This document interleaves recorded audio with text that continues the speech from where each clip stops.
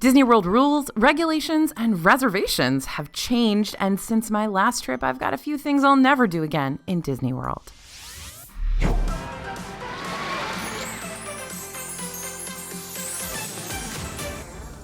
Hey everybody, it's AJ for Disney Food Blog. The DFB team goes to Disney World daily. We're surprised Disney doesn't just roll out a cot for us at this point, sleep over on Main Street USA, right? But even with our frequent visits to make sure we're keeping you up to date with the latest Disney news, we still stumble across situations that we're like, wow, that really put a damper on my day. Let's not do that again, ever. So we've collected those experiences, and now I'm here to spill it all. So before you head over to Disney World for your upcoming trip, heed these words and do as we say, not as we've done, and we'll never do again. This is why we're beneficial to watch, by the way, is because we're there every day making tons of mistakes, and then we get to share them with you and say, hey, don't do this. It's not worth it. Okay, the first one here is one that I personally did, and I am a dum-dum for doing it, and that is not checking Lightning Lane availability before buying Disney Genie Plus. Now, back in the old days of FastPass, you were able to pre-schedule the ride or experience you wanted to bypass the main queue line for weeks before your visit, and although you can still purchase the new line-skipping Disney Genie Plus before your trip, you won't be able to reserve one of the Lightning Lanes until the day of your park visit. So if you're someone who hits up the parks later in the day, or maybe you arrive later in the day on your airplane or something, then be very careful, because even if you decide to start booking your Lightning Lane reservations later in the morning, most of the Lightning Lanes could already be booked up until 8 or 9 p.m. or even later. That's right, just because you made the Disney Genie Plus purchase doesn't mean you're guaranteed your preferred return times, and it doesn't mean you're guaranteed to ride the rides at all. So not only does this limit you to just 1 or 2 nighttime rides, but it could also end up being a complete waste of money if you already have prior late night dining reservations planned, or if you plan on returning back to your hotel room before those Lightning Lanes are available. So there goes $15 per person down the drain. So what I did was I arrived in Disney World later in the day on my flight, and I went ahead and bought Genie Plus because I wanted to go to Magic Kingdom and ride some rides. Well, after I bought Genie Plus, I looked at the Lightning Lane options and everything was like 8 o'clock, 9 o'clock, 10 o'clock, and I had a meeting and a dinner I had to get to, and so I ended up spending $15 for nothing and didn't get to ride anything. Now imagine if you are a family of 4 or a family of 5 and you end up dropping like $60 or more on Disney Genie Plus and then realize, oh, we can't ride anything today. So here's how you check the Lightning Lanes to make sure there are ones available before you buy Genie Plus. Check the Disney Genie tip board first. The tip board is that planning tool on the Disney Genie service that shows you the current wait times and forecasted waits throughout the day. That's going to show you when the next available Lightning Lanes can be booked for the rides you want to ride.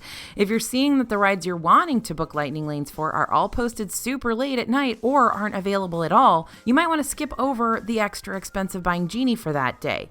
But if you see that Lightning Lanes are still available for return windows that you're cool with, then maybe you still want to make that purchase. Just keep in mind that those return windows will change throughout the day as more people book Lightning Lanes and as people cancel Lightning Lanes. So either way, it's best to check on the Lightning Lane situation before biting the Genie Plus bullet. Now, if you purchase Genie Plus beforehand, which you can do if you have more than a one-day ticket, but you do have to purchase it for your entire trip if you book it beforehand, then you're going to need to make sure you or someone in your travel party is getting up at exactly 7 a.m. when Lightning Lanes become available to get your first Lightning Lane of the day. Even if you're flying into Disney from your hometown and plan on being at the parks by mid-afternoon, you can still book your first Lightning Lane reservation at 7 a.m. as long as you have a valid theme park ticket for that exact day. And you have Disney Genie Plus all purchased and ready to go. Doesn't matter where you're booking your first Lightning Lane reservations from, as long as all that is in place. That way, you have a better chance at getting your must-do ride booked for your preferred time slots. If you want to learn more tips and tricks concerning Disney Genie Plus to get yourself better acquainted with the service you just purchased, check out our DFB YouTube video that's filled with all sorts of Disney Genie hacks. Okay, the next one is also something I did on my recent trip that I super messed up. Now, this might not be something that applies to you, but if it does, here we go. And it's ordering a snack too early. Let me give you context.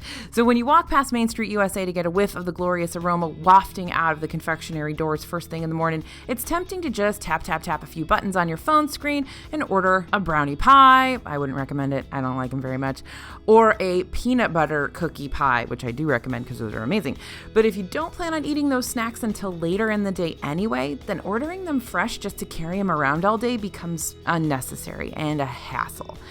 So the treats are not immune to the Orlando heat just like you. So if you put them in your park bag, then they're going to get all melty and gross. Plus, your treat's not going to still be fresh after riding with you on Space Mountain and watching Country Bears Jamboree, and you had to shove your bag into the little net on Big Thunder Mountain Railroad, and that cookie's going to be a disaster. So if you're wanting to experience a snack at its best quality, and actually, let me tell you what I actually did. So I was in Epcot. I knew I wanted to get the salted caramel buttercream gingerbread cookie situation when I was over there in the World Showcase, because I know that they sell out over at Caramel Kucha. They sell out sometimes of the treats there, and I wanted to get it and make sure I had it for later in the day. And so I went and I got it and I carried it around all day, and they still had them by the time I left. And so that was kind of a super hassle and annoyance. So just kind of keep an eye on that, I guess. Anyway, if you're gonna want to have a snack at its best, don't order it unless you're ready to eat it right then and there, or it's going to hold up well in your bag. So it's not something that's crumbly or crushable or anything like that.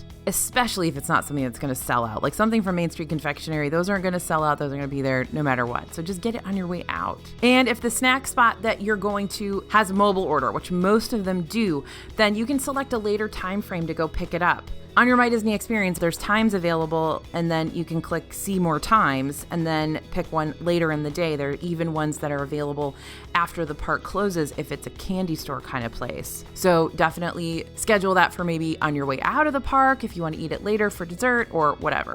Okay, the next thing I'm not going to do again in Disney World, unless it really is critical, is another Disney Genie one, and that's getting Disney Genie Plus for Epcot. Okay, so we're learning very quickly all the wrong things to do with Genie Plus when we're in Disney World, and one of those things is potentially investing in it for Epcot. Now, Epcot's a great park. We love it. World Showcase is fun to shop around. Side exhibits are filled with lots of interesting artifacts. Festival food is awesome most of the time, and the rides are great too, but I'm going to illustrate 4 reasons why Genie Plus is an iffy purchase for Epcot. Reason number 1, rides like Grand Fiesta Tour with the 3 Caballeros, Journey into Imagination with Figment, Living with the Land, Mission Space, Spaceship Earth, and The Seas with Nemo and Friends are normally walk-ons. Occasionally, you'll have to wait in line for these, especially during those peak seasons and like midday, but on average, we rarely see them rack up over a 20 to 30 minute wait, and 20 minutes is usually my cutoff for what I'll wait in line for. So reason number 2, Soarin' Around the World, located in the Land Pavilion, can have longer wait times, but these fluctuate throughout the day. This one will usually drop down to a 20 to 30 minute wait at some point during the day. Just look at the free portion of the Genie tool and check on Soarin's forecasted wait times. Disney Genie can't predict exact wait times for later in the day, but it can give you a prediction for when wait times are going to be at their lowest for each ride, including this classic flight simulator with the Crooked Eiffel Tower. And if you know, you know. Reason 3, Test Track does rack up the wait times, but if you're looking for a way to bypass that main queue, you can always try jumping into the single rider line. Cast members will pull people from the single rider line to help fill in any uneven ride vehicles. Your group will be split up, but usually this is a faster way to get to the front of the line. This is even doable for people with older kids. Like if you have teenagers, you're usually okay to do this. Reason 4, now, Frozen Ever After used to be part of the individual attraction selections, but starting on February 25th, Frozen Ever After temporarily shifted over into the Genie Plus side and will remain there until August 7th. Though this ride does see some pretty hefty crowds, you can still beat the thick of them without having to pay for Disney Genie Plus. If this is a priority ride for you or someone in your group, then hit it up in the morning during the early theme park entry hours, which grant Disney Resort guests and select Good Neighbor Hotel guests entry to any Disney World park that they have a park pass for 30 minutes before it officially opens. Many guests will be scrambling to get to Remy's Ratatouille Adventure in the France Pavilion, meaning you'll be able to get on Frozen Ever After lots easier than you will by mid-afternoon. And maybe reason number 5 here, bonus reason, Remy's Ratatouille Adventure is the newest ride at Epcot at the moment, looking at you, Guardians of the Galaxy Cosmic Rewind, meaning it's currently the most popular. You'll have to invest in an IAS for this one if you want to bypass that main line. This is the line you'll have to endure if you really want to see Remy and friends without paying the big bucks. So discuss with your group if this screen-based trackless 5-minute dark ride is going to be worth the $9 to $10 per person for one ride through. No, I'm not saying you can't get Genie Plus or IAS here. If you hate waiting in lines completely, then go for it. But if you've got to decide whether to invest in Genie Plus for Epcot or like Magic Kingdom, yeah, go with Magic Kingdom. You'll get way more bang for your buck. Or maybe you can buy it for Magic Kingdom in the morning and then park hop over to Epcot in the late afternoon and use it over there. Then you don't have to buy it twice. Okay, number 4 on my list, neglecting the now button when looking for a last minute meal. This is another one I ran into on my recent trip to Disney World. So instead of wandering aimlessly around the parks, searching for a place with a last minute reservation, but ultimately having to settle for a hockey puck burger or plain Jane pretzel, let the My Disney Experience app guide you someplace better. When you open the My Disney Experience app, you'll notice a plus sign at the bottom of the screen. This is going to lead you to a menu of services that the app can help you with. And if you tap on the option Check Dining Availability, you can plug in your party size, tap the day on the calendar that you're currently on Disney property to start searching for available restaurants. You're like, AJ, yeah, we know. We've booked restaurants in Disney World before. Okay, cool. Now, the app will break up its dining searches into different time frames, like brunch, lunch, dinner, or even specific return windows. But you'll be able to see what's available right this second by tapping the Now button. This was a new situation added after the 2020 closures when all the restaurants were limited by capacity limits and stuff. So My Disney Experience is going to be able to see where you are currently and suggest nearby restaurants with walk-up wait lists that are still taking names. Bonus tip alert. Did you know that some Disney World table service restaurants have to-go options? We've been able to grab and go from some of our favorite sit-down restaurants like Ale and Compass, Olivia's Cafe, Three Bridges Bar and Grill, and even Steakhouse 71. Yes, you can get a giant prime rib to go from Steakhouse 71. It's unbelievable. So yeah, you'll see all of the restaurants you can join the walk-up wait list for. You might click on those and it'll say you got to move closer to the restaurant. That's possible if you're not like in the hotel where it is. If you're not in the park where that restaurant is, you may have to get a little bit closer to it to join the walk-up wait list. But that's a great tip and it'll tell you exactly how long the wait list is at the moment. And depending where you are, you can find some pretty good restaurants on that list once in a while. And if you want to see foods that you can grab quickly without having to kill a whole lot of time at a table service restaurant, then you're going to want to mobile order food, right? So you're going to go to the My Disney Experience app, tap on the section directly below the Check Dining Availability button. It says Order Food. And from there, you'll be able to mobile order a meal for most Disney quick service locations. But if you keep scrolling, you'll also find a handful of to-go options with mobile order capabilities and arrival window times for those swanky sit-down restaurants like the Prime Rib at Steakhouse 71, which is super good and comes with a really, really, really good Yorkshire pudding too. So there you go. Okay, next on our list is relying on bus transportation when I'm running late for a reservation.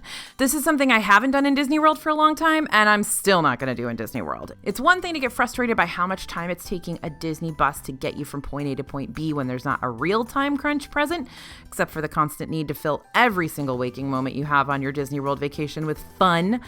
It's a whole other level of frustration entirely when it's taking the buses forever and you have an advanced dining reservation looming in the horizon. So it's time to turn to the 3 L's of navigating Disney World: lift, linger, and leeway. Okay, lift. If you got no time to spare or you're just plain old tired of waiting for that Disney bus, consider booking a rideshare like Uber or Lyft to get you to the parks. On the Lyft app, you can pay a little extra for priority pickup to help get you to where you need to be even faster. No, your driver isn't going to put the pedal to the metal like a NASCAR wannabe, but they will make sure you're on the top of their passenger pickup list. Okay, number 2 is linger. If you know you have a reservation that's going to be extremely time sensitive, then make sure to get to your bus stop early. In the afternoons, wait times for buses could take around 7 to 10 minutes or more, depending on when the previous bus last arrived. And in the mornings, those wait times are doubled easily.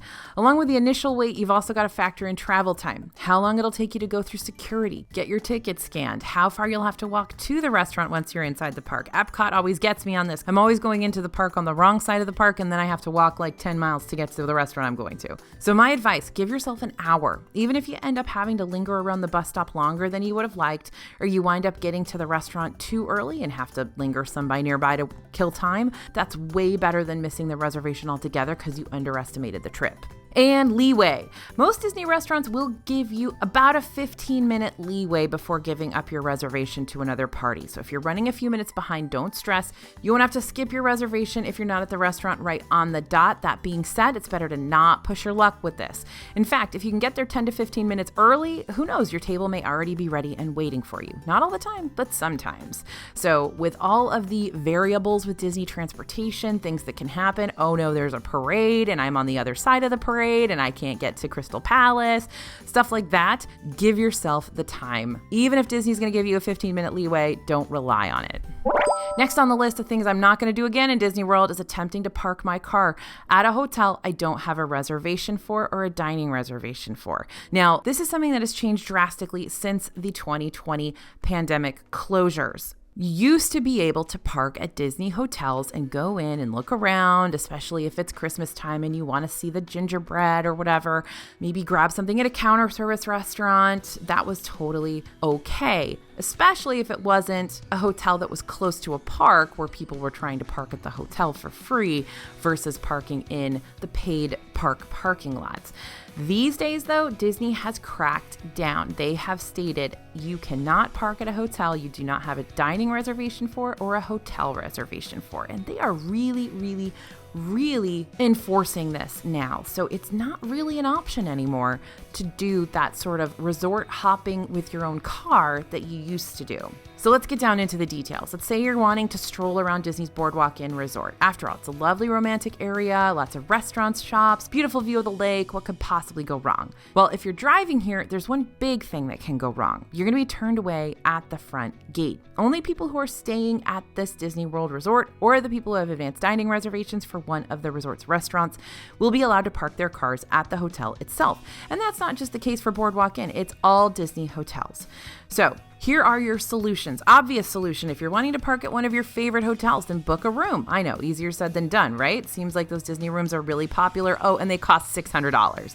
So if you don't have a room there, then maybe you can get an advanced dining reservation for it. Now, the reservation should show up when your Magic Band or Magic Mobile is scanned at the front gate of the hotel. And don't try that stuff where you book an advanced dining reservation and then skip it, because that's going to cost you $10 per person to skip, and it's also just not cool. Okay, now the next solution is taking Disney transportation. What we found is if you take Disney transportation, it's pretty easy to get to a hotel. So let's say you're parked in the Epcot parking lot and you take the Epcot monorail over to the Transportation and Ticket Center, and then you take the resort monorail over to Grand Floridian. It shouldn't be a problem at all to go to Grand Floridian to wander around and try some restaurants or shop or whatever if you're taking Disney transportation. The big issue right now is parking in the parking lots if you don't have a dining or a hotel reservation. Disney transportation doesn't seem to be an issue. You can go ahead and use that to resort hop. Next on our list is buying souvenirs that are easy to lose. Okay, listen up, press penny and Disney pin collectors. We need to have a little chat. If you really want to start up a collection of pins or pennies, or you just want one or two little Disney World trinkets to commemorate your trip, then you need to know how easily these things get eaten up in your bags, your cars, your suitcases, and under beds. So if you're going to invest in these, then you need to have a game plan for them. Otherwise, your purchase is all for naught, especially if you have the kiddos who are going to lose that stuff. So for Disney pins, now there are a few ways you can travel with these little beauties without losing them. One of the more popular ways is that pin lanyard. These are fairly inexpensive. You can purchase one before your trip for lots cheaper than what you'll find on Disney property, but they can also be a major pain. One of the big problems with wearing a lanyard is that the Mickey pin backs your pins come with aren't always sturdy enough to hold your pin on your lanyard as you walk, especially if you're wearing a bunch of pins and if they start clinking against each other. This is especially a problem for little kids. I often see pins go missing from kids' lanyards. So a good tip for this is to invest in butterfly clutches ahead of time at your local craft shop or big box store. Those can come in a pack of 40 or 80 and range in price between $2 and $9. And the backs are way sturdier than the ones Disney provides and are going to help keep your pins from escaping. And as exciting as it is to get a new pin, sometimes your best option is to just keep it in your Disney souvenir bag until you can get home and display it on a corkboard or wherever you want to put it. When you're packing to go home, things will get shoved into bags in a frenzy, and it's easy to overlook something as small as a pin that might have accidentally stumbled out in the process. Now, if your whole reason for having pins is to pin trade in the parks, absolutely do that. But if you want to keep your pin special and not lose it, then wrap it up in the bag and put it someplace safe in your suitcase. It's a lot easier to keep up with a pin that's still on its cardboard pin back rather than one that's on the loose. Now, for pressed pennies, Disney's got pressed penny albums available for purchase at most of their flagship gift shops. Pressed penny books are available for around $14.99. However, because of the 50th anniversary pennies, those penny books are selling out like hotcakes. Recently, when we've gone to look for one, they've been sold out at the gift shops. So always ask a cast member to make sure you're not overlooking them, but also understand that they could be out of stock during your visit. So here's a tip. Not a difficult one. Just bring a plastic baggie or felt pouch from home for your pennies. That way they're not just loose in your park bag, because those things can be black holes, let me tell you. Okay, and the next thing I won't do again in Disney World, and this is something a lot of us are guilty of, is taking on the burden of the know-it-all of the trip. So sometimes we can be flat out humbled during our Disney World trips, right? Even after consistently going to the park, we still feel that pressure to know everything for our friends and loved ones that maybe aren't able to navigate the vacation as flawlessly as we can, right? For instance, think of how thrown off we all were this January and February. How many times have the team and I talked about winter being the slow season, only to be greeted by crowds upon crowds upon crowds with little relief earlier this year? And frankly, it's just continuing. So it's hard when your group relies on you for advice and you're just like standing there, just shell-shocked by what's going on. And a lot of this has happened since the 2020 closures and the pandemic, when things have changed so much in Disney World. Park passes, Disney Genie, different mobile order regulations and rules, and those epic crowds. Things are completely different from the last time you went to Disney World, y'all, unless you were literally there last week, because things are changing constantly. Even the security is different. Transportation is different. Things are closed that you didn't know were closed. If you try to tell your friend to go to Bibbidi Bobbidi Boutique, that doesn't exist right now. So even those of us who work here at DFB, who are literally watching every single thing that's happening in the parks every single day, still ask each other questions all the time, like, wait a minute, do the buses still go from Disney Springs to the parks right now or not? And wait a minute, are the boats open from Port Orleans French Quarter or not? So there's still a lot of stuff that we're waiting on to open, and that's open and we don't know about it. And so even those of us who are the know-it-alls of the know-it-alls, like, we don't know it all. And maybe I shouldn't admit that here, but things are changing so often that we have to double check and triple check all the time the information that we have. So here's how you want to think about it if you are your group's go-to. Definitely make backup plans. It's easy to want to show your friends and family who've never been to Disney all the top-tier attractions, but if you don't want to kill the vacation's momentum when one of those big rides is having technical difficulties or the queue is massive, move the momentum to other experiences that won't require your group to constantly look towards you and go, now what? For instance, if Jungle Cruise has a forever long line, what else can you do in Adventureland? Grab a Dole Whip, watch the Enchanted Tiki Room, get spit on by a camel. Right, so side quests will help you fill the time and are still a ton of fun to experience.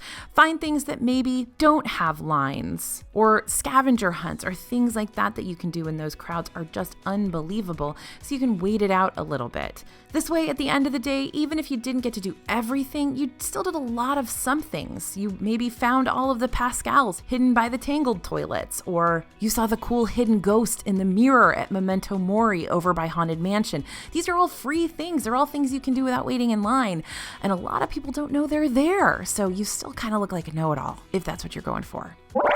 So yep, definitely not doing any of those things again. Probably, hopefully, we think, but I will continue to make mistakes to help you guys out. Definitely check the other videos on our YouTube channel and our posts on DFB. That's DisneyFoodblog.com, by the way. Definitely get our book, our giant guidebook at DFBstore.com. That is all the information I know in there, including my rambling reviews and thoughts and just weird AJ randomness, right?